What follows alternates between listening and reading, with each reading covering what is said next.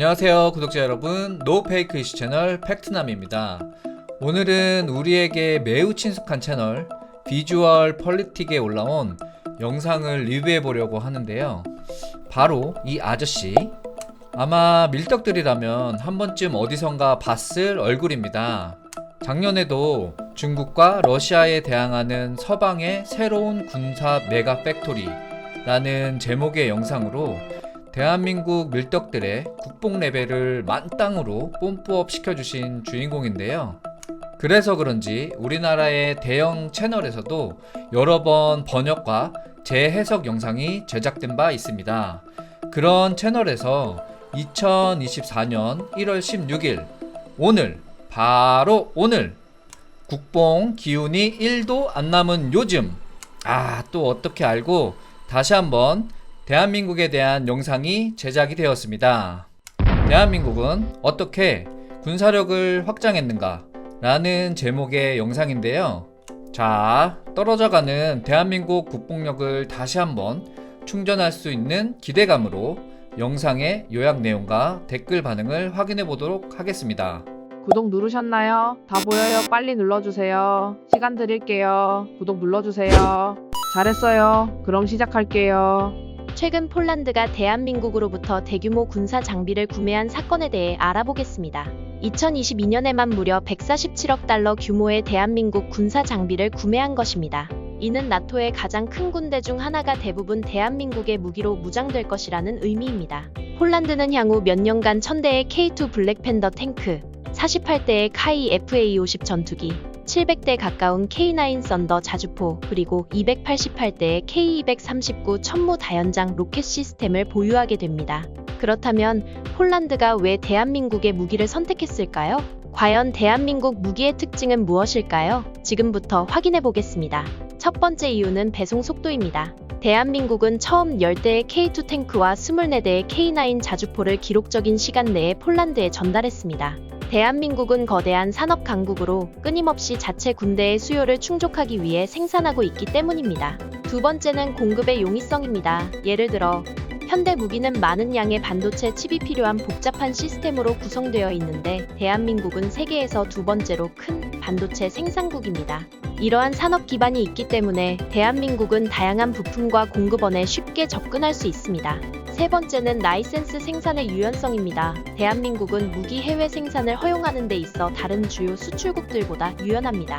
예를 들어 폴란드가 대한민국에서 구매한 탱크와 자주포가 전달된 후 나머지 800대 이상의 탱크와 거의 500대의 자주포는 폴란드에서 생산될 예정입니다. 네 번째는 가격 경쟁력입니다. 대한민국의 무기는 다른 서방 국가들보다 저렴합니다.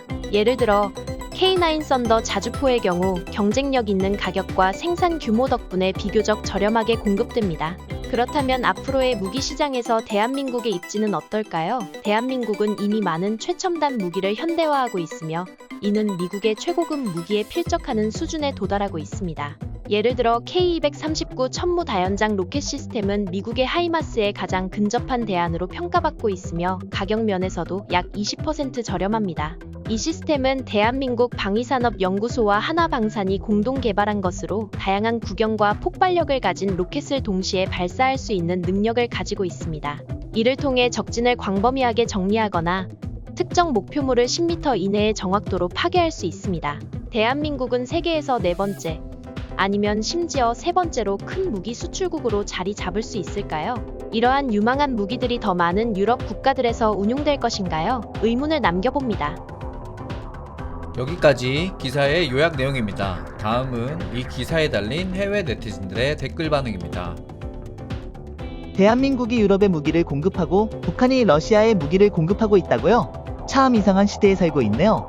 대한민국, 폴란드 파트너십과 기술 이전의 주요 이점은 유럽 방위 시장으로의 진입 가능성이다. 대한민국의 장비는 대체로 미국 그리고 확장하여 나토와 호환됩니다.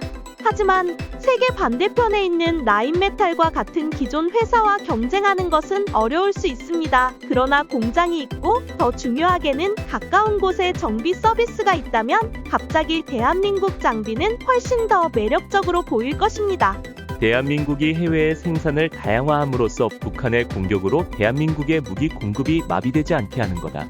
대한민국은 파트너 국가에서 같은 무기를 수입할 수 있다는 거거든. 대한민국의 무기는 구소련 시대 러시아 무기를 새로운 나토 호환 무기로 대체하는 좋은 선택이에요. 비용, 성능, 배송, 서비스 및 지원, 신뢰성, 가용성, 유지보수 비용, 훈련 용이성 측면에서 매우 합리적인 선택이죠. 현대나 기아 자동차처럼 운영 유지가 뛰어나다는 거예요. 캐나다는 대한민국의 KSS-3 배치2 잠수함 12척을 구입하여 캐나다 해군의 구식 빅토리아급 잠수함을 대체하고 우크라이나에 기증한 캐나다 육군의 레오파드2 전차를 대체하기 위해 K2 블랙팬서 전차 구입을 고려 중이라 하더라고요. 서방의 가난한 동맹국들이 공산국가들이 만든 무기를 사용해 온 것을 고려하면 나토 국가가 그 대신 저렴하고 고품질의 나토 호환 무기를 공급하는 것은 매우 가치 있죠. 폴란드와 같은 국가들이 대한민국 기술을 라이선스하면 그들이 동서 간 충돌의 최전선에 있지 않다면 나토 공급에 있는 격차를 메울 수 있어요. 대한민국의 10년 10만 마일 보증을 이길 수 없다. 대한민국은 폴란드의 야심을 이용하려고 했죠잉. 바르샤바는 동유럽에서 주도적 역할을 하기 위해 산업 경험과 기술 지원이 필요한 반면 서울은 EU 방위 시장에 접근하길 원했죠잉. 그리고 미국인들이 이 거래를 중개했는데 CSIS의 미국 전략가들이 대한민국 방위사업청과 어떻게 협력하고 있는지 확인해봐요잉. 대한민국과 미국은 2016년부터 함께 일해왔고 그 후 대한민국의 군사 장비 이전이 급증했단께. 나가 알고 싶은 것은 왜 미국인들이 이것을 지지하는지. 서방 국가들뿐만 아니라 태평양 국가들도 군사력을 확대해야 해요. 삼성도 대한민국의 군사 산업에서 큰 역할을 하죠. 일본도 강력한 군대를 보유하고 있지만 김정은처럼 정신 나간 사람들이 많아요. 와우 프리미엄 포병 판매상들. 대한민국인들은 독일인들이 예전에 그랬던 것처럼 규율이 있고 지능적이며 열심히 일하는 사람들이에요. 조선 고급 기술 및 자동차 산업에서도 대한민국인들은 유럽의 강국인 독일을 넘어섰거든요. 국내에서 무기를 제작하는 것은 기본적인 군사 물류 전략이에요. 전쟁에서 무기를 잃으면 국내 생산이 있다면 무기를 더 빨리 대체할 수 있고 화물선에서 취약한 목표가 되지 않죠. 대한민국의 무기는 싸지 않아요. 대량 생산 능력을 통해 합리적인 가격인 거죠. 다른 서방 국가들은 공급망과 생산 능력을 잃고 있고요. 그래서 그들의 가격이 너무 터무니없이 비싸거고요. 대한민국의 군대 자체도 매우 큰 규모이기 때문에 그들의 군수 산업은 항상 판매 중이며 특히 많은 무기 체계들이 앞으로 몇 년 동안 업그레이드를 위해 판매될 예정이죠. 대한민국은 또한 미국과 유럽의 무기를 가장 많이 수입하는 국가 중 하나로 아마도 상위 5위 안에 들 거라고요. 이런 뉴스는 너무 시시해요. 냉전 이후 미국과 대한민국만이 큰 군사 산업을 유지했기 때문에 이 두 나라만이 유럽의 나토 장비를 현대화할 생산 능력을 가지고 있다는 거다 이거죠. 2023년 대한민국의 출산율은 0.70이고 2025년에는 0.56으로 갈 거예요. 무기 산업이 번창하고 있다는 것은 좋지만 바뀌어야 할 것은 이 무기들을 다루는 대한민국 군인들의 대우이다. 그럼 미국은 기분 좋아하지 않겠네요. 지금까지 본문 기사에 달린 해외 네티즌들의 반응이었습니다.